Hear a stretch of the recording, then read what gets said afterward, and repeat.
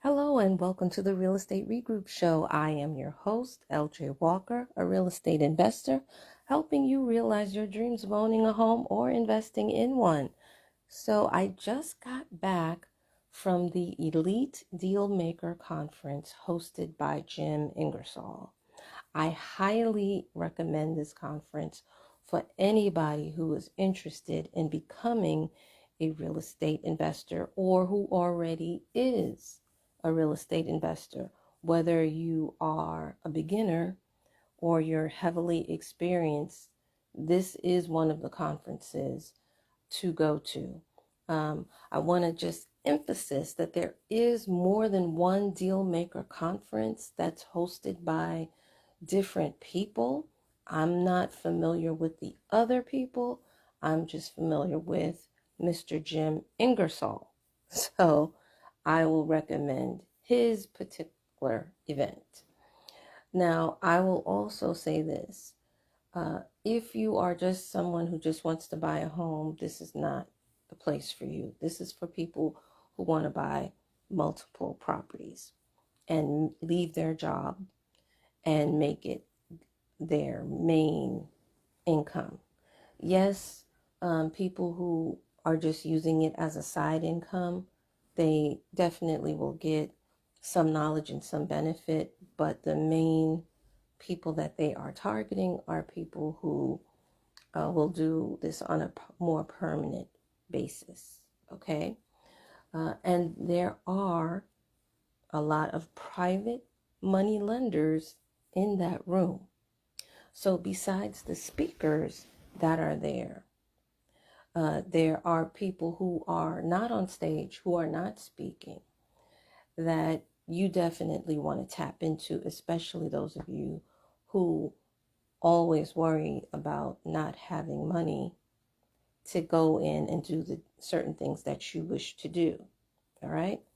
So here are some tips that I have for beginners, for introverts and ambiverts, and then some people whose energy you might have been depleted because maybe the job you work for is very stressful. Maybe there's some bullying there. So I'm just here to give you some tips on how to make the most out of these particular conferences. Okay, it starts before you actually get there. Before you get there, after you've registered for the conference, whatever conference it is, look up who's actually speaking. Get on their Facebook pages, whether personal or business. Get on their Instagram pages, LinkedIn. Look at their accomplishments. Look at what they're doing. Look at their ideals, where they're coming from. This way, the more background checks you do, you can connect the dots and you'll be able to have a conversation with them. It'll just make it a lot easier if if you see they've done something similar, or if they have a similar background to you, whether they come from the same city, the same state, whether or not you worked in the same field at one point, or your father or your mother worked in that field. The more information that you gather about a particular speaker, and know like exactly are they going to be speaking about at that particular conference, these things are important. And if you can go even further and do another background check to make sure, you know, have they ever been sued, and what have they been sued for? Because some conferences, unfortunately, they do not always properly vet the speakers that they put up on their stage. Okay, we've seen this recently with Tony the Closer and Jay Morrison. Okay, a lot of times they'll bring people on because that person is popular and has a large following, instead of actually doing the research to see, is this person an honest and trustworthy person, and then they get burned, right? So, and if you see, we all see that, sometimes speakers burn other speakers. So if they'll burn another speaker, you know that they'll burn you too. And a lot of times, what I thank Tony the closer for doing is for coming out and being honest, because to tell you the truth, that's not the only time that's happened. It's happened before in the past to others, but they never make it public. At least he's made it public. So I do appreciate him for coming forth. So anyway, moving right along.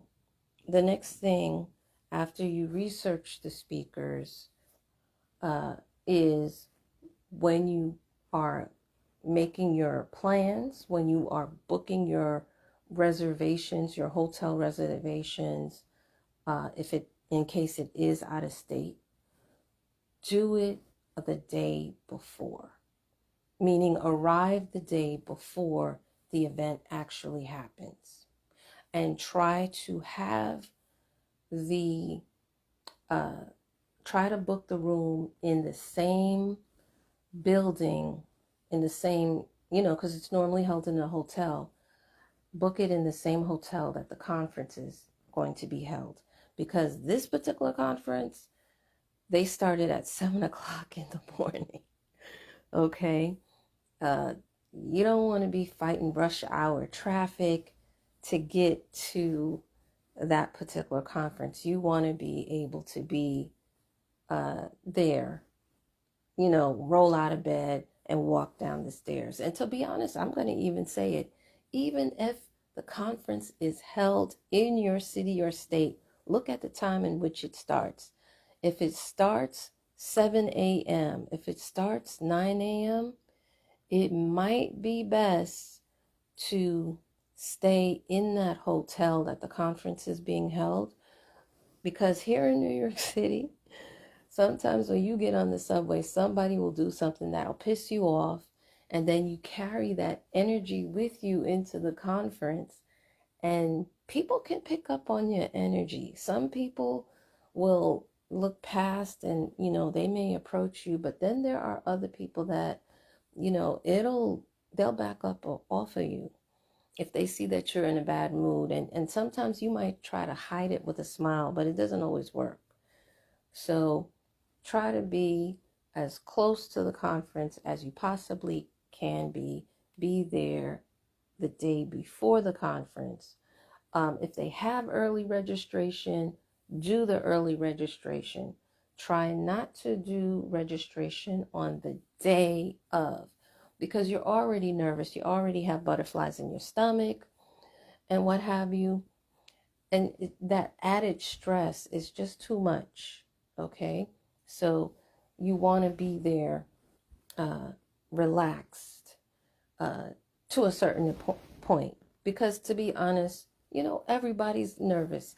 Even the people that are very experienced, that already know a lot of people, who already own a lot of property, they are nervous. They're scared too. Many of them are also introverts. Many of them are also shy. Okay, so you just want to take care of your mental health first. That's basically those tips. That's what that is for, right? So when you get there, sit there, listen to the speakers. Whenever there's a break, scope the room. Look at who you feel comfortable with. It could be the person sitting next to you. It could be the person in front of you or the person behind you. Introduce yourself. Hi, my name is so-and-so. My investment strategy is so-and-so. I invest here. Ask them, where do they invest? Where are they from? What's their investment strategy? That's how you get the conversation going. And then it'll take off from there. Because sometimes the person sitting next to you behind you, in front of you. Sometimes they have the answer to a problem that you will have, and tell them what your problem is. Not your personal problem, your business problem, uh, your challenge. And ask them also, what challenges do they have? You might be the answer that they are looking for. Okay. Also, if you find that the people around you, they're not friendly, they're not receptive to you, yeah, that can hurt your ego or whatever, but don't let it stop you. Keep going. Scope out the room. Sometimes you may have to change where you're sitting at. Sometimes you may have to get up and sit at a different table, whether it's on the other side of the room or in the front of the room. Yeah, it's good to come early, but it's not necessarily a requirement, because a lot of times the rooms don't get filled up that early.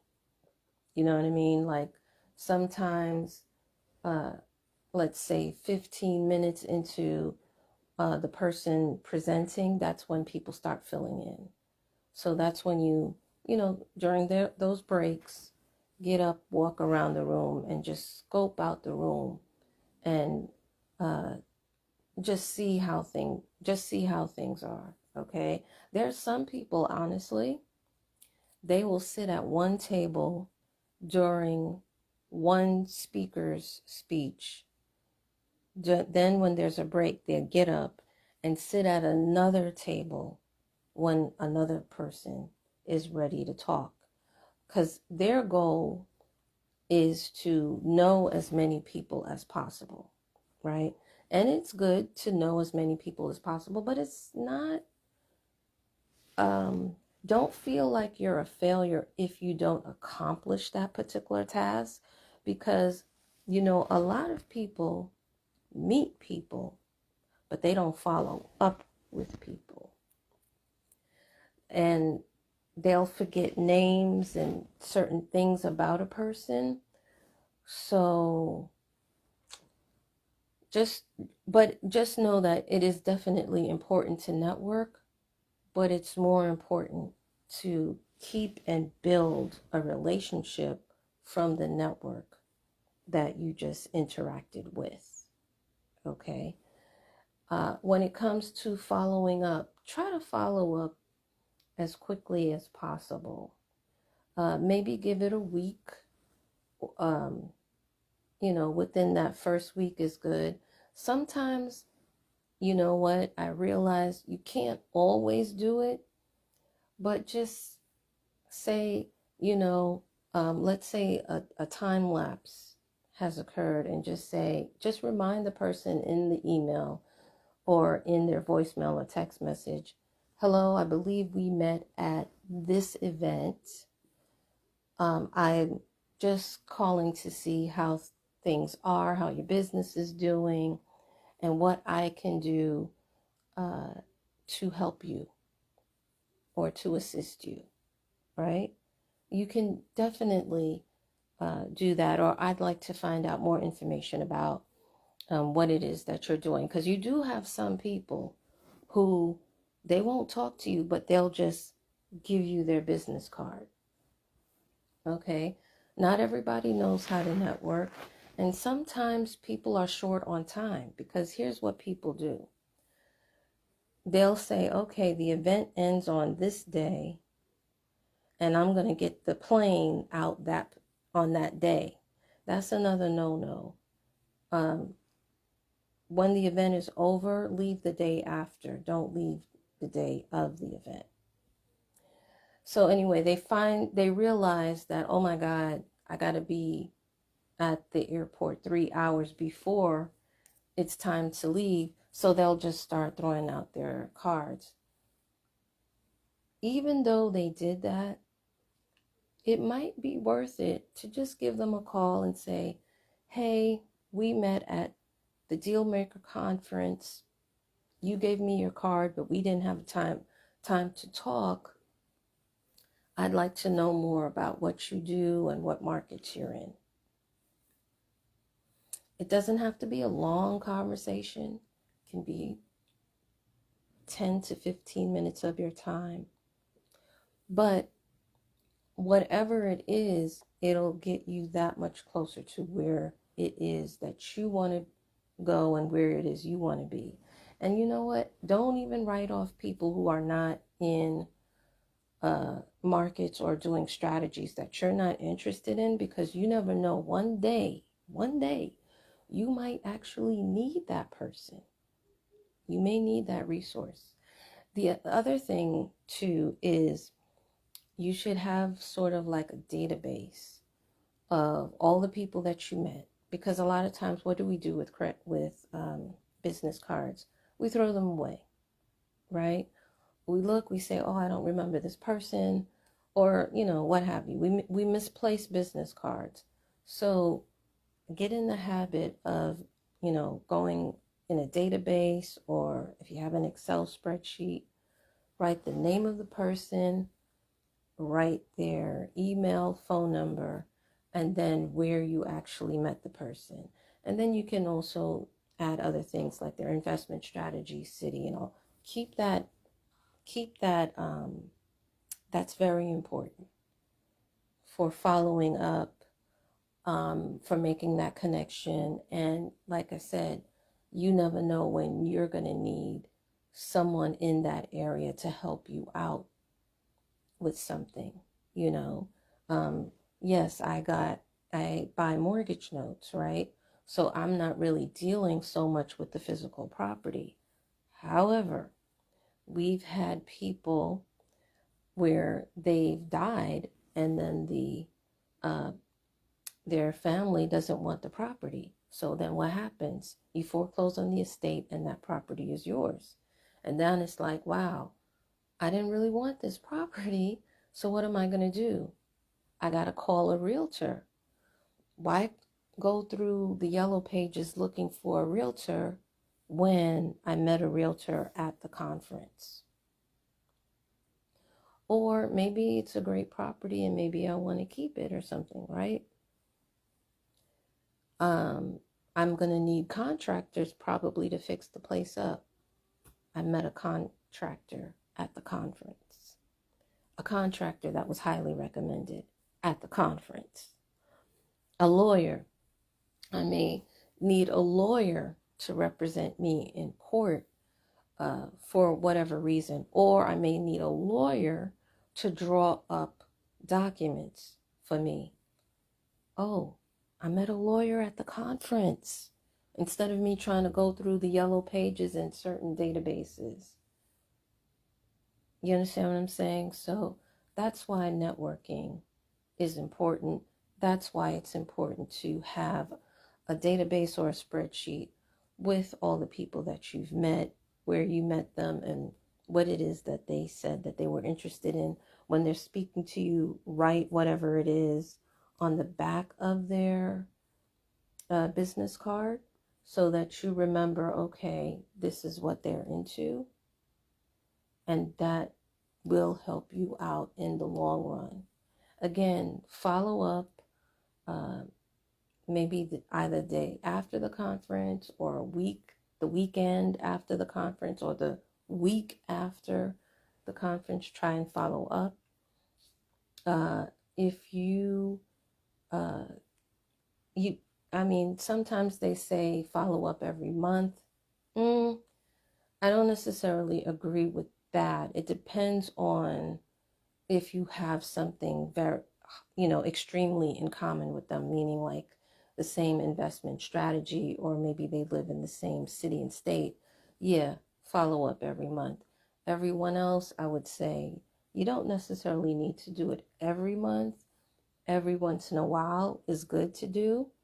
But just keep their name somewhere, and recorded with their information, and it will definitely help your business out tremendously. So I hope that what I've shared. Before I end this, the other thing that you should do And I think that this is also important. Two things, actually. How you present yourself, how you dress. Look at the old photos of how people were dressed at that event. Because if it's a conservative event and you are dressed a little bit too revealing, you will stand out, but you may not like how you stand out. You may not necessarily be taken seriously. I'm not saying don't be sexy at all, but there is a difference between going to a business casual conference and a strip club. Okay, I have to put it out there like that. You do want to stand out, though. You do want to stand out, particularly those of you who might be selling other products, such as books, such as courses. You want to wear bright colors. Since in real estate, most people wear blues, grays, and browns, you want to stay away from those colors and wear something else because you'll be more memorable. That's something that I do notice. And I noticed it from going to Realty 411 conference. There's a woman who she stands out more than anyone else. And I remember her more than anyone else, not because of the personality, but just based on how she was dressed. She stands out in a positive way, right? But then at this other conference, there was a woman who stood out in a more negative way. I know I'm going to forget her. I'm not going to remember her too much. So be careful on how you present yourself, what you wear. If it's business casual, if it's conservative where people are wearing a suit, just caution. And also, don't think that the people who wear suits, especially if there's no dress code mentioned, or if there was one and they still chose to wear a suit, don't think that just because they wear a suit that's where the money resides. It's not always the case. Some people wear a suit because they don't know what the dress code is, so they decide to be safe rather than sorry. Okay? Some people are just trying to make an impression on others. Some do have money, but they may not have as much as you think they do. Some have to wear a suit because of the job that they work at. There are some people who still have a 9-to-5 job and do investing on the side, or want to get into investing and their job requires them to wear a suit. Some of the richest people are people who don't wear suits. They will wear jeans, sneakers, and sometimes they not clean, and a t-shirt. Sometimes, not always, but sometimes, those are the richest people in the room. Many times, those are the private investors. Not always, but a lot of times that's the situation. Sometimes those are also contractors, and they will help repair your property. So you really can't say how much money a person has based on whether they wear a suit or not. However, normally the bald heads and the gray-haired people in the room have the most experience.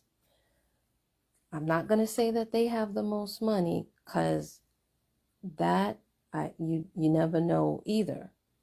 But typically, they have the most experience. And for those who are shy and introverted, those people from the baby boomer generation, they normally will embrace you and take you in. They normally have a lot to say. So if you don't have a lot to say, that's okay. All you got to do is walk up to them and say hi and let them run with it. You'll get so much information just by sitting and listening. You don't even have to ask them a question. Let them talk long enough, they'll answer your question for you. So, because the bald-headed ones, some of them, yeah, it's genetic. But some people bald-headed because they were stressed the hell out. They had a bad deal and they lost their hair literally. It can happen in this business where you get stressed out to the point where you start losing the hair on your head. No joke. So that's why you want to talk to the bald-headed people in the room. Hello, my name is, what do you do? What is your investment strategy? How long have you been in the business? What were your greatest challenges? You sometimes don't even have to ask those questions. Sometimes, like I said, all you have to do is say, hi, my name is, period. And they will introduce themselves and will go on and on and on. And sometimes those are your best contacts. And they'll also even can transfer into being your best friends as well. So those are my tips. Hopefully, the information that I shared will help you make smart financial moves. Feel free to pass this amongst your friends. Remember, each one, reach one, teach one. Bye for now. Until next time. Have a good night.